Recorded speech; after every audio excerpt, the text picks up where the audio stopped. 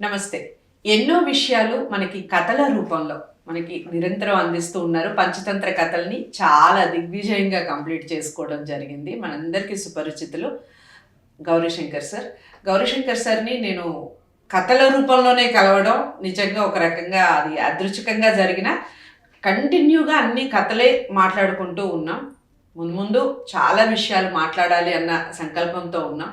So, కథలకి సంబంధించి చిన్న పిల్లల్ని ముఖ్యంగా వాళ్ళని ఆధారంగా చేసుకొని వాళ్ళకి సద్బుద్ధి కానివ్వండి, వాళ్ళు చేసే పనుల్లో నిజాయితీగా ఏ విధంగా ఉండాలి, నిజాయితీగా ఉంటే వాళ్ళు వచ్చే సక్సెస్ ఏ విధంగా ఉంటుంది, వాళ్ళు ఆ రుచి ఏ విధంగా ఉంటుంది, ఇలా ఎన్నో నీతివంతమైనటువంటి కథలు పంచతంత్ర కథల్లో దాగున్నాయి. అవన్నీ ఉన్నాయి, చూడండి. ఇక పేదరాశి పెద్దమ్మ కథల విషయానికి వస్తే ఆల్రెడీ 5 కథల్ని కంప్లీట్ చేసుకోవడం జరిగింది. ప్రతి కథని కూడా కంటిన్యూగా ఉంటుంది, కథ తర్వాత కథ ఖచ్చితంగా ఉంటుంది. ప్రతి ఎపిసోడ్కి ఒక కథ చొప్పున చెప్పడం జరుగుతుంది. ఈరోజు 6వ కథతో మొదలు పెట్టబోతున్నాం. 6, 7, 8 ఇలా లైన్గా కథలు చెప్పడం జరుగుతుంది. మీకు ఎలా అనిపించింది ఈ కథలు విన్నప్పుడు, చూసినప్పుడు ఈ కార్యక్రమం మాకు కామెంట్ బాక్స్లో తెలియజేయండి. తప్పకుండా మీ పిల్లలు ఎలా ఫీల్ అయ్యారు, ఈ విషయాలన్నీ కూడా మాతో పంచుకోండి. నమస్కారం సార్. నమస్కారం అండి. ఈరోజు పేదరాశి పెద్దమ్మ కథల్లో భాగంగా 6వ కథ ఏమిటి, దానికి సంబంధించిన ఇంట్రడక్షన్ చెప్తూ నీతి ఏమింది దాంట్లో ఆ విషయాలు తప్పకుండా ఇవాళ చెప్పుకునే కథ శీర్షిక మేకపోతు గాంభీర్యం. ఇది మామూలుగా మనం ప్రతి జనరల్ గా మేకపోతు గాంభీర్యం ప్రదర్శించవద్దు అంటే కొన్ని సందర్భాల్లో మనకు లేకపోయినా ఉన్నట్టుగా నటించవలసిన అవసరం వస్తుంది ఆపదల్లో. అది తప్పు కాదు. అటువంటి ఒక నీతిని చెప్పేటువంటి కథ ఇప్పుడు మనం చెప్పుకుందాం. పూర్వం ఒక ఊళ్ళో ఒక మణిదర్పుడు అనేటువంటి ఒక వ్యక్తి ఉండేవాడు. కొన్ని కథల్లో పేర్లు ఉంటాయి, కొన్ని పేర్లు ఉండవు. అతను మేకలని కాస్తూ జీవనం గడుపుతూ ఉండేవాడు. మామూలుగా గొర్రెలు, మేకలు, ఆవులు, గేదెలు వీటితో ఉదర పోషణ చేసుకునేటువంటి కొన్ని జాతులు, కొందరు వ్యక్తులు సమాజంలో ఉండేవారు అప్పుడు. ఇప్పుడు కూడా అక్కడక్కడ మనకి పల్లెటూళ్ళలో కనిపిస్తూ ఉంటాయి. అలా ఒక వ్యక్తి తన దగ్గర బోలెడన్ని మేకల మంద అంటాం. మంద అంటే గుంపు అని అర్థం. ఏంటంటే ఈ మంద అనే మాట పశువులకే వాడతాం. అప్పుడప్పుడు కోపంగా ఉన్నప్పుడు ఏంటా మంద అంటాం మనుషుల్ని కూడా, అంటే పశువులతో.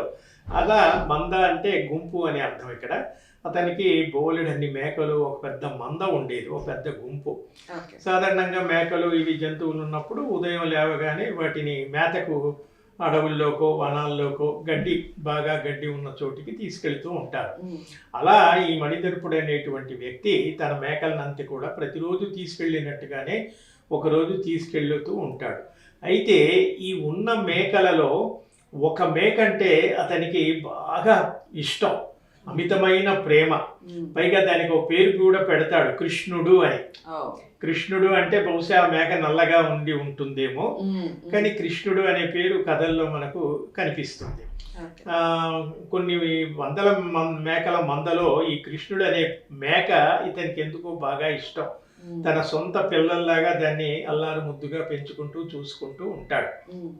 అలా ఒకరోజు అడవికి ఈ మేకలన్నీ మేతకి తీసుకెళ్ళినప్పుడు అవి ఇంకా అడవిలో స్వేచ్ఛగా వాటిని వదిలేస్తారు. ఇళ్లల్లో అంటే వాటిని ఏదో చుట్టూరా కంచెలాగా కట్టి అవి ఉంటాయి, కానీ అడవిలోకి వెళితే స్వేచ్ఛగా చాలా హాయిగా విహరిస్తూ పచ్చిక తింటూ, గడ్డి తింటూ, నీళ్లు తాగి ఆ నీడలో సేద తీరుతూ అలా అవి ఆ మనుషులైనా అంతే, పశువులైనా అంతే, అలా ఆనందిస్తూ ఉంటాయి. అలా వెళ్ళినటువంటి ఒకరోజు ఈ కృష్ణుడు అనేటువంటి మేక ఇతనికి బాగా ఏదైతే ఇష్టమో ఆ మేక అలా తిరుగుతూ మేత మేస్తూ అలా తిరుగుతూ ఈ మంద నుంచి తప్పిపోతుంది. అంతే కదా, ఇప్పుడు అవి మంద మల్లరగా అటు ఇటు వెళ్ళి చల్లా చెదురుగా ఉంటాయి. మళ్ళీ సాయంత్రానికో ఎప్పుడో వాటికి ఏదో ఒక సిగ్నల్ లాంటిది ఉంటుంది, అది అరవగానే అవన్నీ మళ్ళీ ఒక చోట చేరుతాయి. ఇది మామూలుగా మన మాటల్లో కూడా గొర్రె దాటు అంటాం. ఒక గొర్రె ఎటు వెళితే మిగతా గొర్రెలన్నీ అటే వెళ్తూ ఉంటాయి. వాటికి కాన్షియస్లో అన్కాన్షియస్గానో భగవంతుడు వాటికి కూడా ఒక విధమైనటువంటి ఆ స్పృహ ఇచ్చాడు, ఆ బుద్ధి. అయితే ఈ కృష్ణుడు అనేటువంటి మేక తప్పిపోతుంది. తప్పిపోయి ఎక్కడో అలా అలా అలా వెళ్ళిపోయి దారి తప్పి తన మంద నుంచి దూరం అయిపోయి ఒంటరిగా అడవిలో చిక్కుకుపోతుంది. మరి ఈ మేకలను కాసేటువంటి ఆ వ్యక్తి మరి దానికోసం వెతికాడో లేదో తెలియదు, కానీ మళ్ళీ సాయంకాలం చీకటి పడిపోతుంది.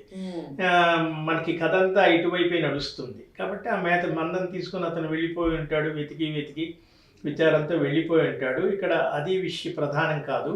ఈ కృష్ణుడు అనేటువంటి మేక తప్పిపోయి అడవిలో తిరుగుతూ తిరుగుతూ చీకటి పడిపోగానే దానికి చాలా భయం వేస్తుంది. అంతే కదా, ఒంటరి మేక పాపం అని అలా వెళుతూ వెళుతూ ఉంటే ఎదురుగా ఒక పెద్ద గుహ కనపడుతుంది. అప్పుడు అది అనుకుంటుంది, అమ్మయ్య పర్వాలేదు, ఈ రాత్రికి గుహలో నేను హాయిగా నిద్రపోయేసే, తెల్లారగానే వెలుతురు రాగానే ఎలాగో అలాగా వెతుక్కుంటూ వెళ్ళిపోదామని ఆ గుహలోకి వెళ్ళి నిద్రపోతూ ఉంటుంది. రాత్రి చీకటి పడిపోతుంది, రాత్రి అవుతుంది. అర్ధరాత్రి సమయంలో ఆ గుహలో సింహం నివసిస్తూ ఉంటుంది. సింహం అయితే ఆ సింహం వేట కోసమని, ఇవన్నీ ఉదయం కాగానే ఆహారం కోసం వెళతాయి కదా, అలా ఆ సింహం కూడా అడవిలో వేట కోసం వెళ్ళి వేటాడి కడుపు నింపుకొని ఏదో చేసి హాయిగా సాయంకాలానికి లీజర్గా ఇంటికి తిరిగి వచ్చేటప్పటికి అర్ధరాత్రి అయిపోతుంది. అది మామూలుగా తన ఇల్లు, తన గుహ, అందులోకి వెళ్ళగానే ఎదురుగా చీకటి ఉంటుంది. అంటే కొంచెం మసక చీకటిగా చెప్పుకోవచ్చు, మరీ కనిపించని చీకటి కాదు.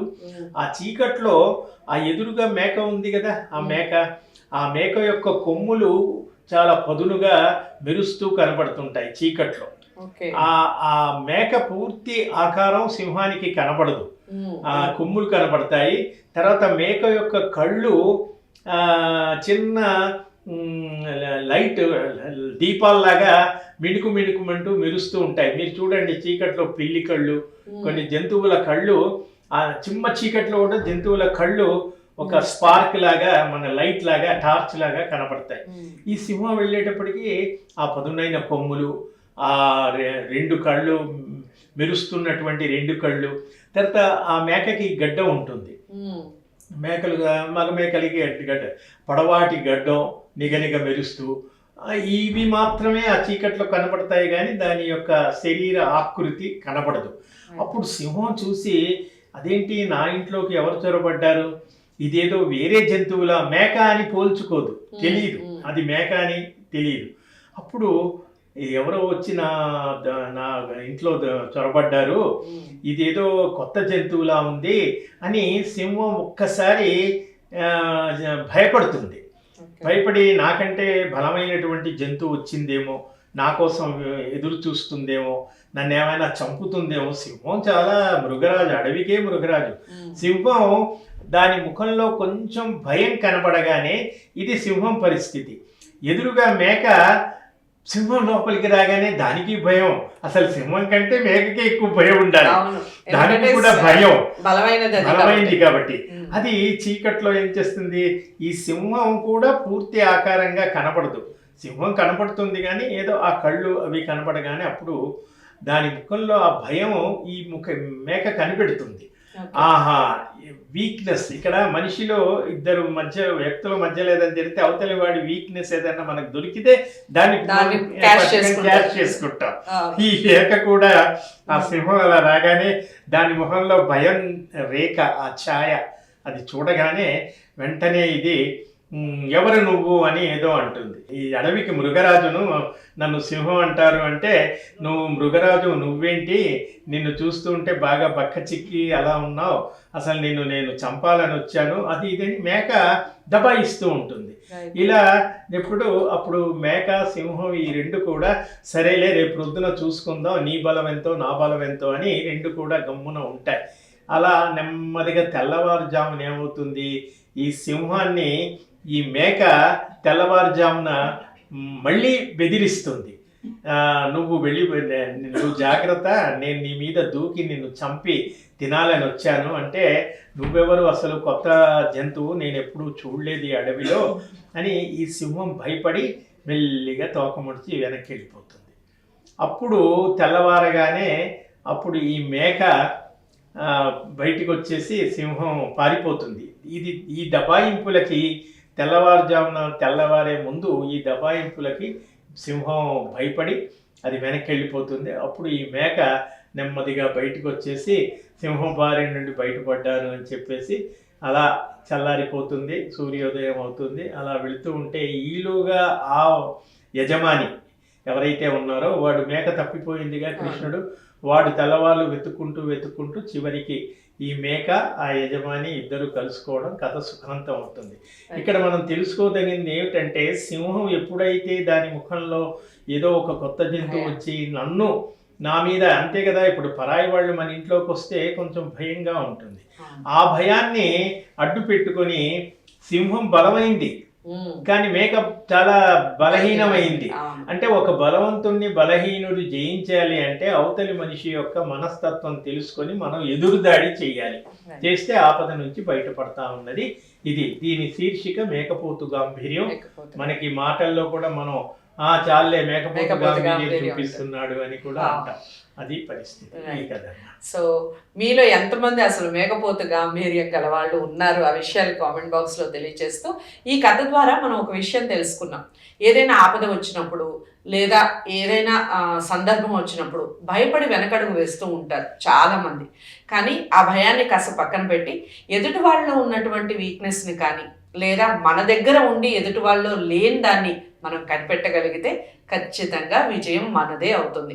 ఈ కథ అదే చెప్తుంది మనకి. చాలా మంచి కథ కదా, పిల్లలందరికీ కూర్చోబెట్టి హాలిడేస్లో కానీ ఎప్పుడైనా ఆరు బయట కూర్చున్నప్పుడు ఇలాంటి కథలు చెప్పే ప్రయత్నం చేయండి. వీడియోని లైక్ చేసి షేర్ చేయండి, ఛానల్ని సబ్స్క్రైబ్ చేసుకోండి. మరో మంచి కథతో మళ్ళీ కలుద్దాం. నమస్తే.